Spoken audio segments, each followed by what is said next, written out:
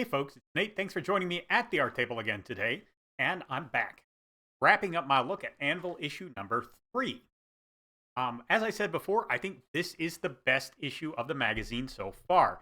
It's been a lot of fun to read, and it brings, I think, probably the broadest array of different kinds of stories. Certainly, in terms of genre and approach.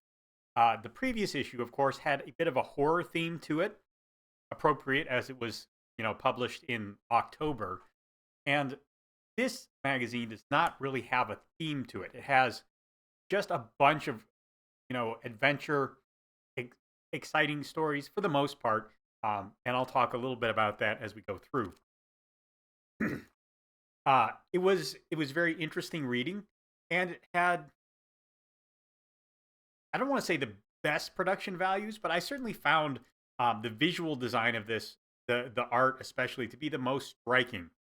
And I think there's more of it. I haven't actually gone through and I counted, each illustration versus page count. But I think there's more art in this, which is kind of cool to see. That we're getting more opportunities for these artists to show their skills. There's still only 4 artists in this, and I guess we'll get to that in a sec. But all in all, there's more of it. Physically, it's a good package. It's really the same as the previous issues. Um, Layout wise, I really only have one comment, and that is that I noticed there were stray line breaks in places where, like, even in the middle of a sentence, places where it didn't really make sense for there to be a line break. I assume this is just some kind of formatting issue. These things do crop up, but I mention it because it's a useful bit of feedback. And, I don't know if we can work out what's going on there, but you can save space in your layout. And I don't know as you'll actually save money with this kind of, minor thing. But you could certainly tweak it and it would read better, and it's a small point for improvement. So worth pointing out. But all in all, we have a pretty broad spread of people here. So, as usual, of course, managing editor is Richard Wilson, head of Iron Age Media, graphic design by Jacob Kalata. And then our artists for the magazine are Alexander Johan, someone called Josan, Marcos Rios, and the Bonsai. I'm pretty sure that we've seen Rios and Josan in previous issues. I'd have to go and double check. But I believe the others are new. Again, very good art, very well chosen, I think, for the stories. Each one really brings something a little bit different to it, and well suited, I think, to stories that are being told. So from this point forward, I'm just going to go through. I'm going to talk about each story. I'm going to say a few words here and there about what I took away from it, what I thought, maybe places there could be some improvement.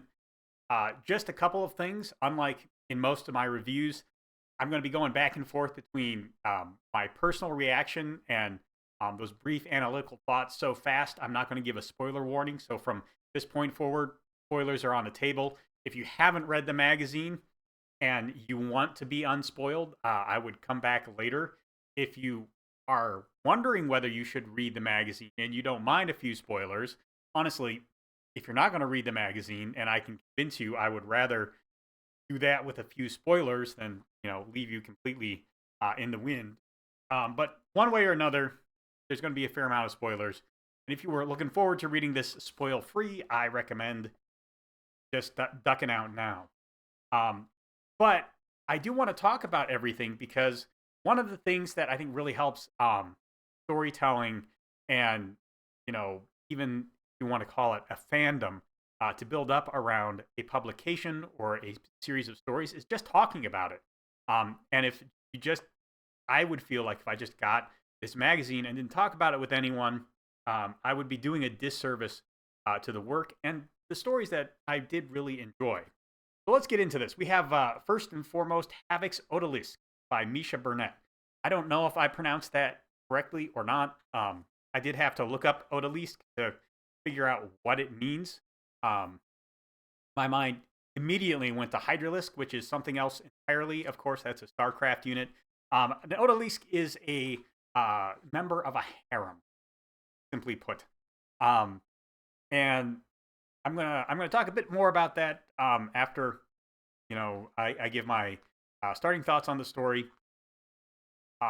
It's a very good story in concept and mostly in execution. I have some quibbles with the structure, but all in all, we are introduced to a conscripted soldier who is, taken prisoner by a Khan, I believe. Yeah, a Khan, and he goes to a city where he is forced to take part in a siege, and he fights in the siege, and eventually he escapes from the Khan with the intention of making his way home. But along the way, he meets a woman in a harem who is more than she seems, and it's a pretty decent story. And I I like the protagonist grounded down to earth nature. Um, I like that this story has a natural build to a climax. Um, I like that all of the different pieces we need to really understand what's going on are very carefully laid out for us. And when things come together, they come together very quickly and very clearly. Burnett did a really good job, I think, um, telling us what was going to happen without being particularly explicit. As I said before, I think structurally the story has some weaknesses. In particular, the introduction I think is too long. Uh, we are told that the protagonist, and I believe his name is Jakob. Um, I believe Jakob was his name. Uh, we get a little bit too much backstory for him. I think before he even gets to the city that is being besieged, it's almost a page and a half. I think you could have cut that down to half a page. There's a lot of talk about the raw mechanics of how he was taken out of his town. He had a weapon put in his hand, and he was force marched a very long way. He was put in with conscripts that weren't from his town. All of that is extraneous detail. I think you don't really need it to understand what he's going to do once he's actually in the city. I probably would have had a paragraph that summarized most of that information and then begun in the city. And I think hunger is a big part of this story. Food is discussed quite a bit, and it is a thematic line that gives you some clues about what's going to happen. Um, and I think you could justify that longer introduction if more was. We know that Jakob was not fed a whole lot while he's being forced marched. Not a lot of discussion of the discomfort of being hungry. Um, we know that he's not eating. We know that he's starving. That's stated a couple of times. For the most part, we're just getting um, broad sweeping vistas, which don't really serve the story a whole lot, in my opinion, because most of the story that actually is important to what's going to happen takes place in this one city. So seeing all of the landscape on the way there, maybe not as useful. Um, yeah, and there's a lot of talk about the Khan's military strategy, and kind of irrelevant. I I would have shortened that. I think that would have given story a clearer start, a much firmer thrust, or you could have spent a lot of time building up how hungry Jakob was to really emphasize that theme of eating, of what it means to um, consume something. Because what ultimately breaks him, what's very interesting is uh, after breaking the siege, they find they're running all over the place. They're looting. They're finding anything they can eat and eating it. Ultimately, they find, I believe, a horse that was starving itself because of the siege. They kill that, and it's roasting, and he eats that, and then he vomits it all up, as people tend to do when they eat after a great deal of food after starving for a time. And this brings Jakob to his senses, and he ceases to be just this almost animalistic force running all over the city, killing whatever he sees. Then after this, he finds the woman in the harem. And my problem, well, was I'll just finish up here. He finds the woman in the harem, and her name is Lilith. And between the fact that the protagonist's name is Jacob and the woman's name is Lilith, there are some other references. It becomes pretty clear that Jacob is a Hebrew or from a culture similar to the Hebrew, because a lot of the geography and the nations don't line up perfectly to Earth history. I mean, a Jew kidnapped by a Khan, not impossible. The Mongols got just about everywhere, um, at least in a certain period of time. So not impossible, but it doesn't really seem to add up with any specific time period or any specific place or geography. And of course, there's a implication of working magic here as well. So whether it's our world, whether it's another world, probably not that important. We're meant to take these as signposts, I think, that direct us to the general ideas that underpin these mythologies. Go from there. And that's, a very respectable storytelling technique that I think Burnett handles pretty well. So as soon as we meet a woman named Lilith, we know Lilith in ancient myth is the first wife of Adam. And, you know, I'm not super up on my old Jewish mythology, but if you read the Kabbalah, supposedly Adam had two wives. Eve was the second, Lilith was the first, and there was a whole bunch of stuff that happened, and all this pre-Edenic civilization was lost. And don't ask me to tell you too much about it. I just know that Lilith is considered to be the avatar of the corrupted feminine.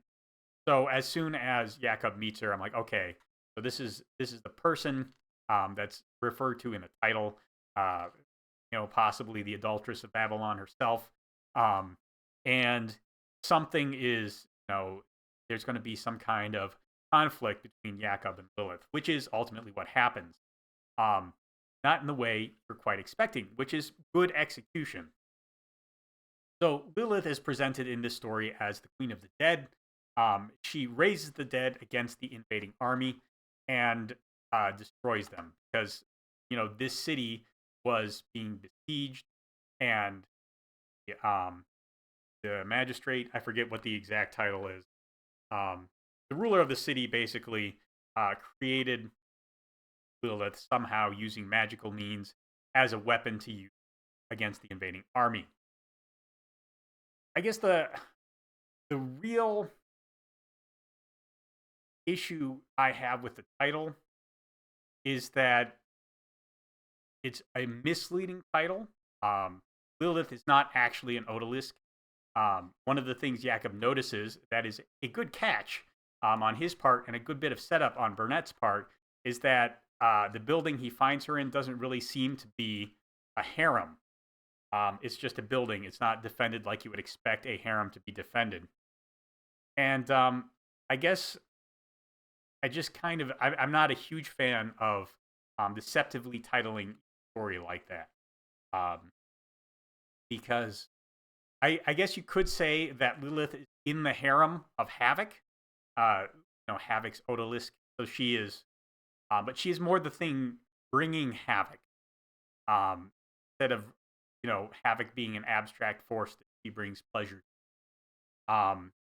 So yeah, I guess the title, if you try and think about it in context of the story, doesn't seem to add up in any way other than possibly as a feint to keep the reader from catching on to what's going on too soon.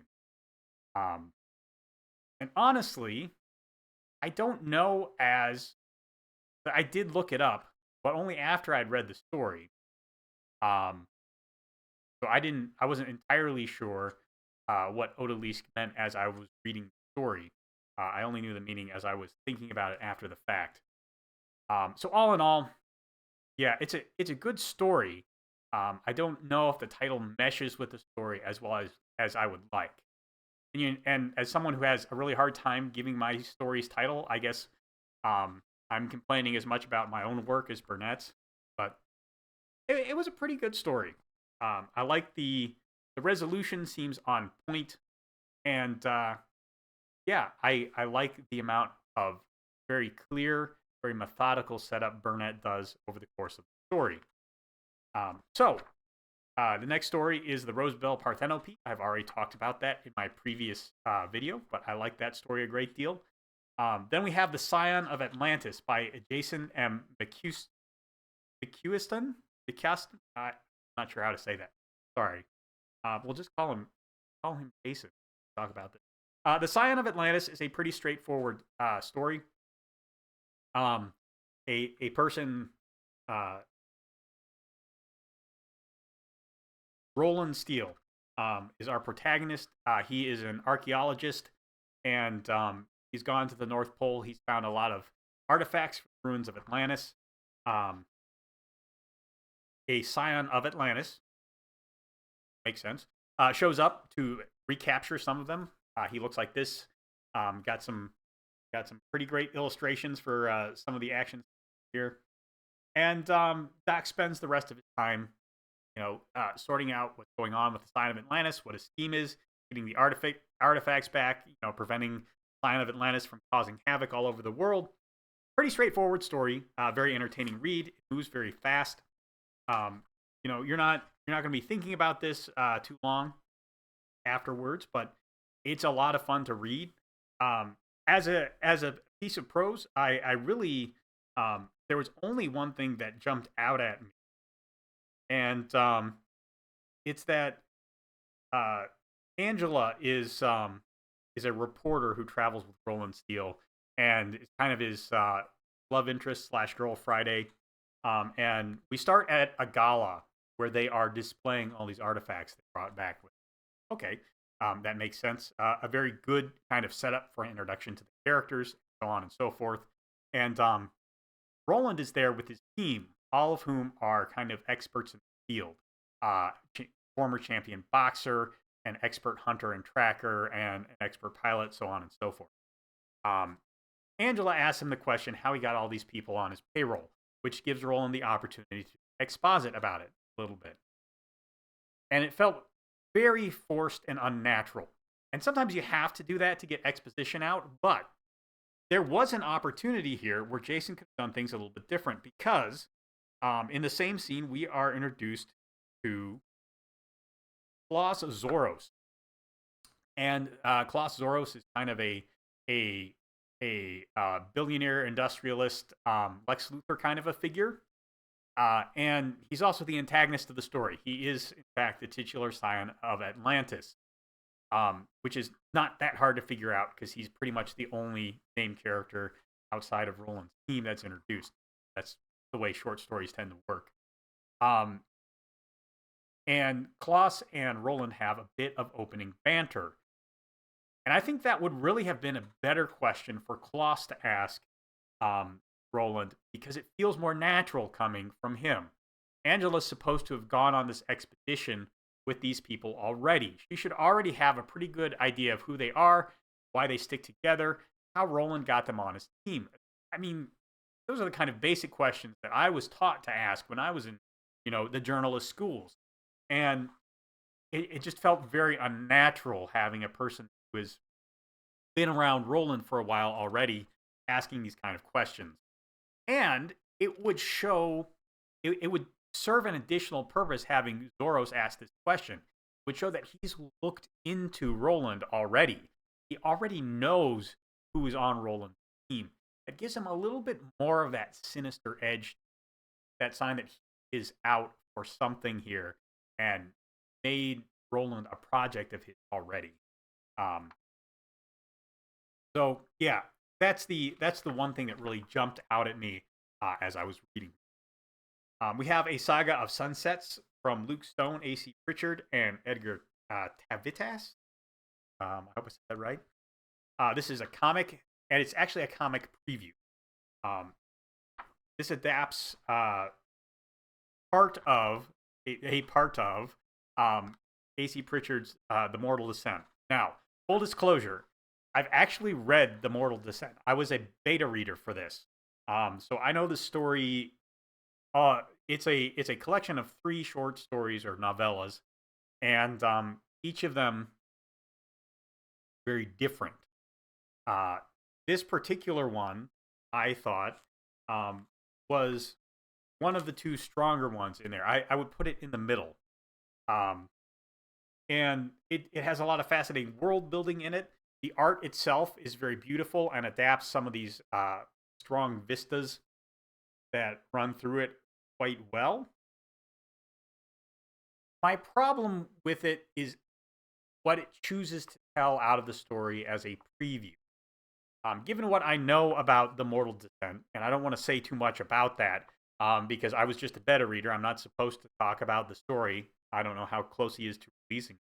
Um, but I know there are more gripping and exciting passages in the story that could have been adapted. And while the world building and the illustrations are quite nice, I feel like it doesn't really capture what the driving force of that story was, um, which is not so much the world building as it is um, a good place to make an ending of things.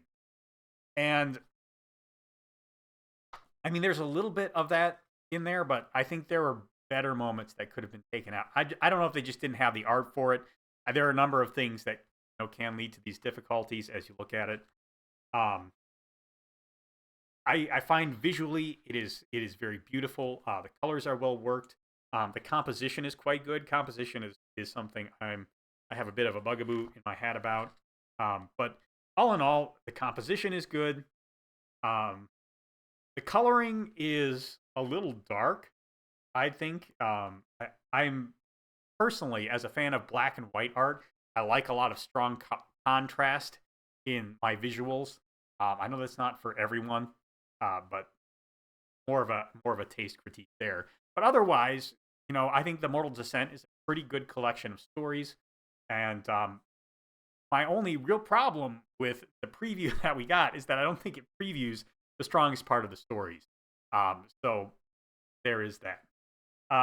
Eternal Twilight by Jacob Kalata or Jacob Kalta. I don't know why I always read an extra A in there, and it's not actually there.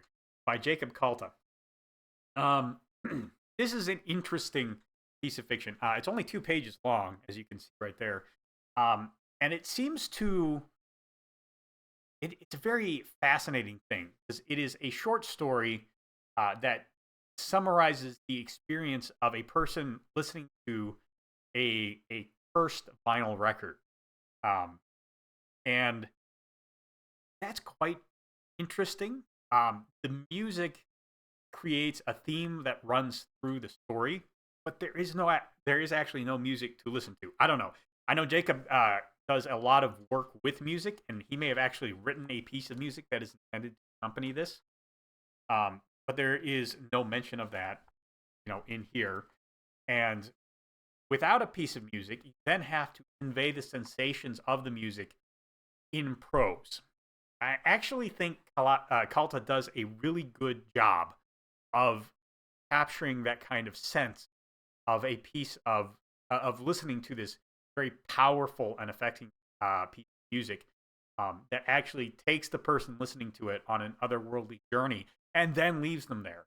Um, whether you enjoy it, it's going to depend a lot. Basically, if you heard that summary and you said, "No, if that's for me," it's not. It's not for you. This story is very, very niche, and even as someone who enjoys a fair bit of metal, and I understand, the sense of transportation and just riding along the music that Kalta is reaching for here. I think he does a good job encapsulating it. I'm just not sure. I'm just not sure that reading it in prose is as meaningful as hearing a piece of music. There's an interesting drive to adapt something from one medium to another that Jacob seems to have been experimenting with here, and it's a very interesting experiment.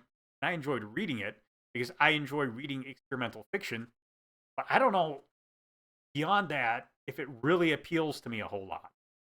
And I suspect there are a lot of other people who are going to be in the same boat. It's fascinating because you can find a piece of fiction that is extremely well executed on. And as someone who enjoys craftsmanship, I see that and I appreciate it. I don't know if I would seek out anything like this expressly just to experience it for what it offers. It's a difficult thing. The Onmyoji's Inheritance by Donald Jacob Uid Uid by Donald. um, this is an interesting story. If you don't know what an Onmyoji is, they're kind of like they are masters of kind of this Shintoist slash Taoist mysticism, and they deal with spirits, the kami. They are a Japanese phenomena. I believe they are at the foundational level Shintoist. And Shintoism, if you're not familiar, is the well, I guess it's not the national religion of Japan anymore, um, technically. But before the fall of the Japanese Empire, it was the national religion of Japan. It goes way, way, way, way back. There's a lot of Buddhists in Japan as well, and there are also some smatterings of other continental Asian religions there. But Shintoism, kind of like the bedrock of Japanese spiritual understanding. So even those religions have a bit of a Shintoist tinge to them, the way they're practiced, and that is my understanding.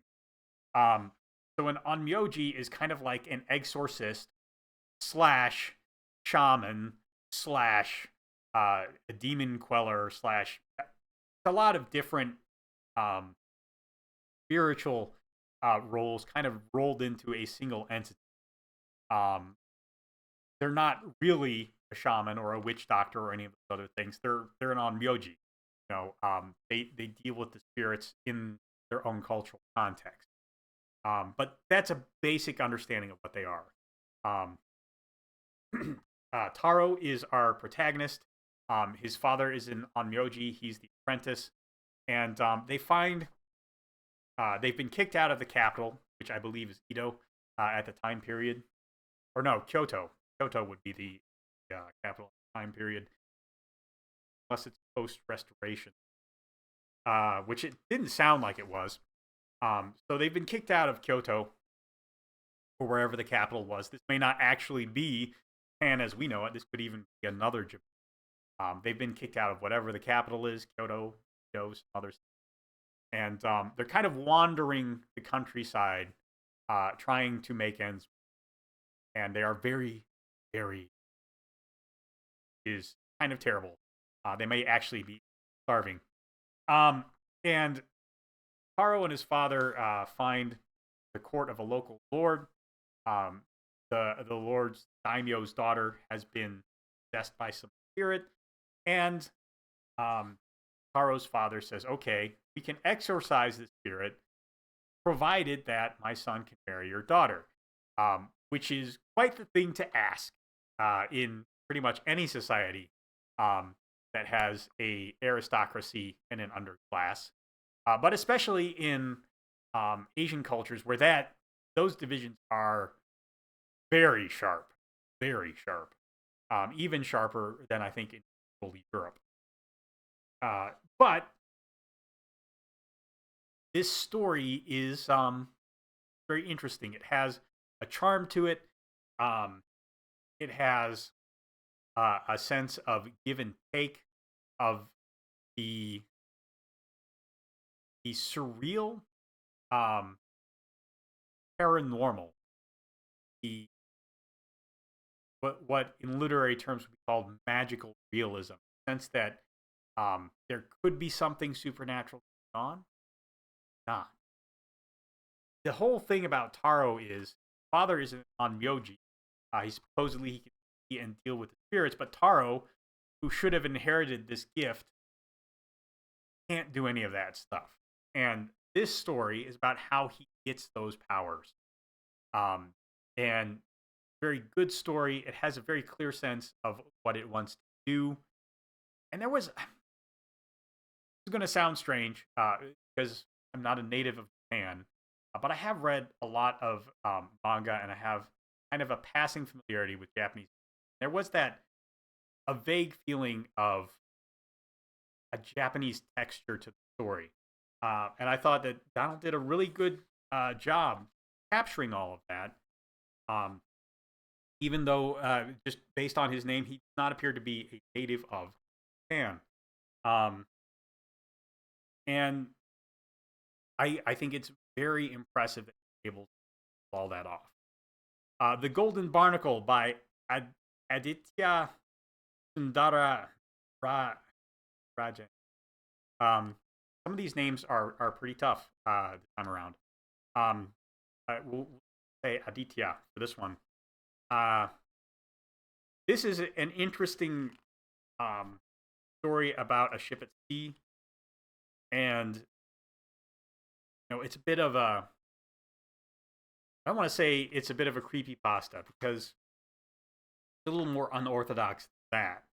Creepy pastas tend to be fairly formulaic, but it's the story of a ship at sea. They encounter a monster. The monster attacks the ship, and they evade it, but everyone slowly goes insane. As a creepy story, as a survival story, as a seafaring story, I think it succeeds.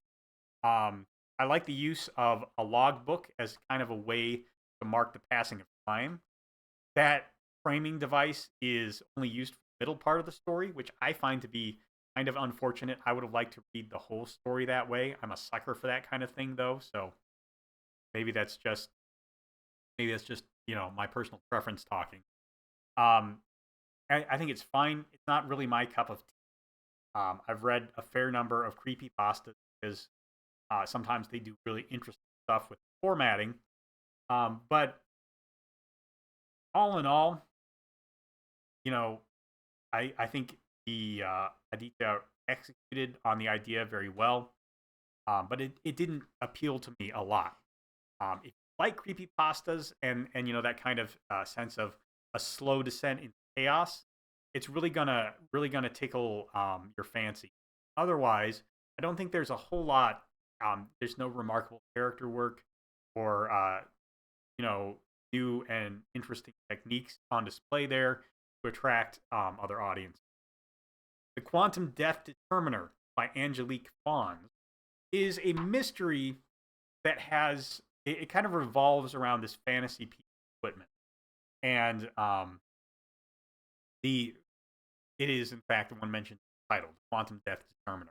Basically, a device that will help you understand how a person died. It's fantasy forensic. There's a lot of different, really interesting stories that can be told with fantasy forensic techniques. I'm a huge fan of the Rivers of London series, which has a couple of these. I have read some other, fantasy investigation kind of stories where they have similar things. The difficulty with these is that you can undermine the tension in the story with them, and I kind of feel that's what happens. So basically, um, you have your investigator by the name of Eldon McAngus, and Eldon is investigating a serial killer. He goes to the morgue. He, uh, um, what do you person at the morgue? Oh gosh, I know that. I even know a person study not mortician. Gosh, um, uh, coroner. So the coroner at the morgue has this new fancy device that will tell you what the person most likely died of. So, natural causes like you had a heart attack, um, it will be one color. If it was violence, it will be another color. And if it's suicide, I believe it will be another color. And so you stick this thing in the body, it shows a specific color. And it turns out you can use this on people.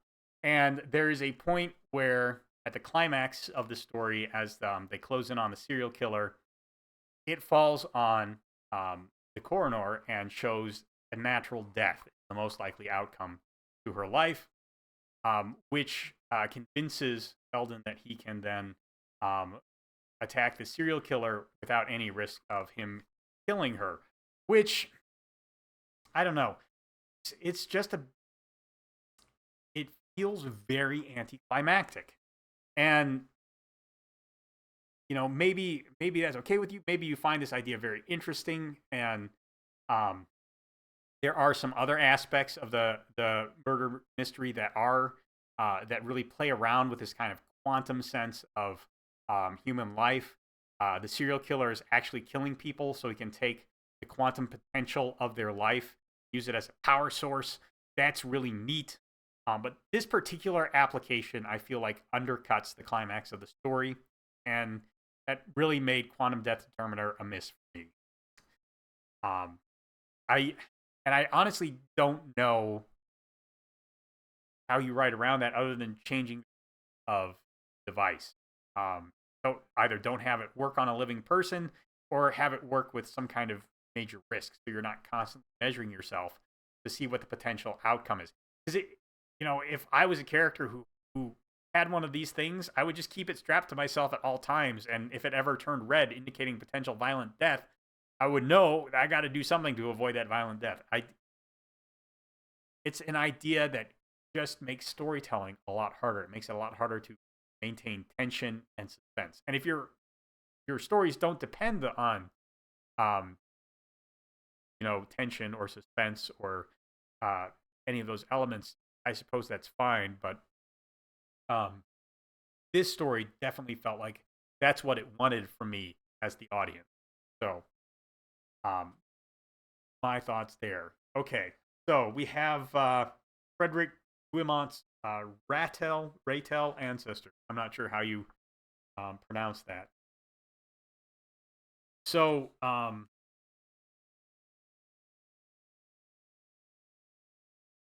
this is I had to double check this um, production page because I know there's a lot of talk about stuff he's done. So here's his art, and it's very nice. It's very stylized, and I'm pretty sure that this Raytel character does not tie into one of his other works in a way, which I suddenly occurred to me as I was looking here. Some of my questions about this might be explained better if I had the context, which is not ideal. Ideally, your story should stand alone without any context, but I'm not sure that's the case. What we have here is a pretty simple story about a duel. Um, we have two people dueling over uh, the virtue and honor of a woman. Okay, pretty good story actually. There's been a lot of great stories told in that vein. It's a very chivalrous tale, so I'm a big fan of that. Um, and the art is pretty clear. You can tell for the most part what's going on. We have pretty clear stances. We have great armor designs. If you're a geek over that kind of thing, um, I kind of like this crown the woman's wearing with a little bird too. I actually like when you can take uh, an animal theme and kind of work it into clothing. We don't do that a whole lot in the modern day, and I think we've lost something for that. Because you can make everyday clothing more beautiful, I think, by working that kind of thing in. I like to see it in clothing designs. Um, all in all, there are some rules to this duel. They have kind of this magitech that seems to go into it. And I thought I understood it based on the exposition given early on. But then later, there's this scene here which I have some thoughts about. First of all, when we see that spiral coming down out of the sky, it actually looks like it's going outside the walls of the arena. So I thought like something was coming down um, outside and we were going to see it coming in as the story went on. That's not what happens. It just winds up coiling around the knight there. Um, so I would have continued to draw the coil coming down into the arena. I don't know why it's behind the wall like that, or if it's not meant to be behind the wall. I don't know how it wound up visually looking like that. Uh, Furthermore, I'm not sure what exactly happened that because this weird coil comes down, wraps up the knight. He seems to get dragged up into the air and then cuts himself down. And then he defeats his enemy. Then there's like this weird airstrike. It winds up dead. I I guess I didn't understand the technology or the rules of the duel, or how it was that this guy could simply get sniped and executed at the end of the duel. It was very confusing. And I don't know if there's more context to this that will be made clear. There's apparently a full volume of Raytel stories that are coming, and if I read that, I would understand what happened there. As it is, it leaves on a point that feels very mystifying, and it was a bit unsatisfying. Um, all in all, the art is pretty good here. The world building seems kind of interesting, but I couldn't understand what happened at the climax of the story. That's unfortunate. Uh, we have an artistic perspective by Rick Danforth. This is a pretty good story. Um, I feel like it lacks a little bit in actions on the protagonist's part. The story is told from the point of view of a sculptor, the artist bringing his perspective to things. And his soul has been trapped in a mechanical body by a wizard, and eventually he manages to wiggle around the magic, keeping him enslaved to the wizard, and engineers the wizard's execution for crimes he couldn't really interfere with because he was enslaved by magic. Okay, that's a decent story. I guess my real issue with it is the protagonist feels very passive through most of it. He doesn't have a whole lot of flexibility in what he can do. Finds little opportunities to do his own thing. But the wizard, since the wizard has magical control over him, manages to shut most of those down. It doesn't really appeal to me for that reason. Having characters with this very limited scope of agency can make for storytelling. Writers can execute on it very well. I think Danforth did a decent job here, but just it doesn't appeal to me a whole lot. So I don't know what more to say about it than that. I didn't see any real flaws in the storytelling. The prose is well written. The story is well structured. Not a lot of appeal for me. And this again, Anvil is a anthology. That's kind of to be expected. We have a review of J.D. Cohen's Brutal Dreams by Benjamin Epson. I tend not to talk about reviews because the whole point of a review is to give you a taste of what is in a book, the themes, the characters, the basic structure of the story, and hopefully give you enough to know whether you would like to try the book out or not. All I'm really going to say here is that Epson spends a lot of time talking about his ideas on genre and how well he thinks Cohen's story fit into those ideas about genre. He does also talk about the story some, but not enough that I can actually draw a good conclusion about whether I would like it or not. And honestly, Epson's ideas about genre I disagree with them. So having a lot of talk about them doesn't really help me decide whether I want to read a book or not. There's definitely a place for that kind of discussion. A review of someone else's story, I don't think is that place. That's really all I'm going to say about that particular review. So we have the Iron Age Media story prompts. These are selected. If you're not aware, Iron Age Media, the website, has a weekly prompt competition where people write short stories and submit them to other people. I have traditionally left these unreviewed because I feel like I felt like the website was a great opportunity for people to go and join in the kind of work that I'm doing here, trying to talk about stories and offer feedback on them and sharpen people's story crafting skills, give them something to think about. But it was pointed out to me that while it's good to drive people to Iron Age Media to read these kind of shorts, what I'm trying to do here is exactly the kind of work that I hope also going to um, kind of revolve around that website. So it's probably worthwhile to say a few words about these as well. So first we have The Boy Who Loves Stories by Basil Allen. This is a very short story about a kid who is forced to move somewhere else. He is a kid who loves to read books and doesn't always fit in well with other people. And I am deeply sympathetic with this kid already. Um, tries to travel back to his own home because he doesn't like the new place he's living. He doesn't like the man that his mother has married to after his father died. And he packs up his storybooks and tries to hike home, and he meets a dragon. And in a nice little twist, the dragon seems kind of entertained by him, and he's able to read stories to the dragon from friends, and it's very charming. Nice, charming little short story.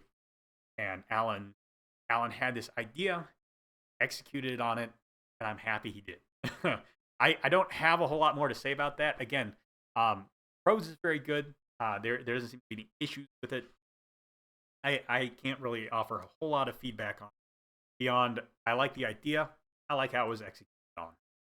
Angels of Light by Ian Knoll is a longer story that just didn't land as well for me. The basic idea is that aliens have landed on Earth. They've convinced a bunch of people to kind of come to them for free technology and free healthcare and all this other stuff. And in turn, they have put in these nets that regulate their brain chemistry and keep them docile. And it's very, it's very. There was a Stargate episode series of episodes. I forget what the aliens were called in that. They did something very, and they just seem to be slowly exterminating Earth's population technique. And there's a group of people called the Outlanders who show up and try and convince some of these humans in the netting to join them and behind the aliens.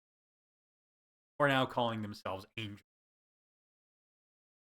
It's a pretty common sci-fi story. The symbolism is pretty clear.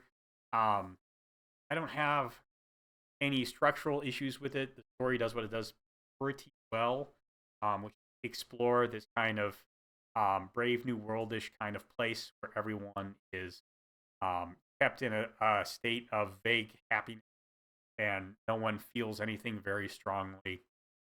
Um, it's fine, but I feel like I've seen it before. The addition of Outlanders trying to break the conditioning is kind of interesting, but I feel like the Outlanders aren't very good at it. I do find it odd that they're able to just show up and do this thing that's kind of lampshaded in the story. Apparently, aliens have their reluctance to interfere without consent is noted several times, and no one knows why this is the case, but they're aliens. Okay, it just seems less like a story and more like a parable. Something with a very moral or philosophical point to make. And I've read Huxley's Brave New World, and there's a lot of truth to that parable. But I've also read that parable in a Brave New World before, so I don't. It didn't hit very well for me. Valiant Storm by John A. Douglas, last story, and it has it's a heist, and the heist is pretty clear cut. We have Valiant and his clones. They're all going to break into this tech place called Imperion. They're going to steal some chemicals that will let them make even better clones. They're going to use that to make some money. Very cyberpunk kind of a story. Very Ocean's 11. The plot is not nearly as complex, and as you might expect from a heist story, it doesn't really work out as planned. What I did kind of like was there's this the dude kind of a character who is there as the Clutch character. He has a completely different idea from what all the other clones are planning to do, and it works out for him much better than their plan works out for them. Uh, Very clever bit of bait and switch. Story's enjoyable. It's a pretty fast read. Um, there's not a lot of world building to it, but that's fine. You recognize the basic concepts: cloning, cyborgs, um, holograms, that kind of thing. Very simple and straightforward, but still a fun read. Not a whole lot to take away from it um, in terms of structure. I found it a little bit weird. They actually set up a ticking bomb at the end of the story, and like it's the countdown like this felt very weird. Um, I don't know if there's a better way to do it, but I don't know. I just felt at this point like I was almost in a choose your own adventure kind of thing, and you're supposed to, but that's not what it is. It's just a countdown, um, and like the layout of text on a page is a very subjective thing, and this one just distracted me as I was, very small thing. Um, but yeah, I just don't know if, and it's also odd too. As the countdown gets closer to the end, the paragraphs actually get longer.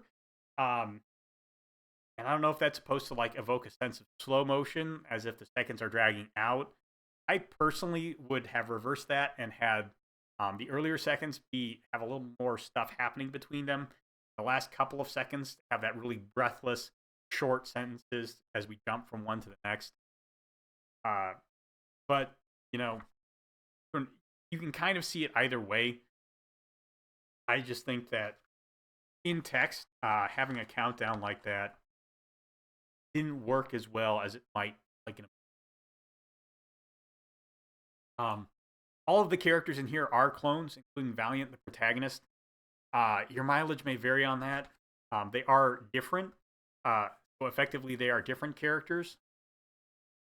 They behave in different ways. They take the stimulus in different ways. They have different capabilities. And after a certain point, it's almost like, what is the point of their being clones? I watched the old Star Wars Clone Wars TV show, and I had a really hard time with the clone episodes. They're all the same guy. That's kind of the point. So, yeah, this avoids that. But then, what is the point of their being? I don't know. Clones in storytelling, unless they have some kind of strong symbolic thing, always struck me as a bit weird. So this story struck me as a bit weird in the same way. And yeah, you can pretty much ignore the part where they're clones, unless you're really into the whole biohacking science fantasy, which is not really my thing. But yeah, it's strange. Your mileage is definitely going to vary on that one. We end on a letter to the editor, or letter from the editor by Richard. And the whole theme in this one is that it is difficult to know what the best thing to do is as the culture falls apart, which is definitely a moment we are in. And Richard has his own things to say about that, and I think they are very worthwhile reading.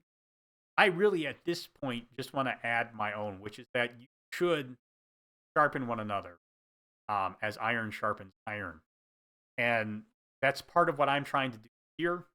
I'm trying to, as much as possible, create the kind of thought and discussion and buzz around independent media as we are seeing around the mainstream media. And I know no one's going to get rich on that. There are a lot of people out there who've gotten rich talking about, or not rich, but at least been fairly successful talking about mainstream media. And you know what? We're probably never going to be in that position. But if you want to be a better writer and reader of independent media, if you want to have that insight at Sharpness, the only things you can do are to create it yourself and discuss it yourself. So I hope to see more people talking about, not just the books, but also the short stories and different techniques and approaches to this media as time goes on. Because if we can do that, we can start really analyzing what's working and what's not, start getting better at it. And that's the only way we are going to build back from cultural wasteland we're in right now. Those are my thoughts on Anvil number 3 and the state of independent media right now. Let me know what you think down in the comments below. There's a like button and a subscribe button down there. You can use those as you see fit, and I'll talk to you later.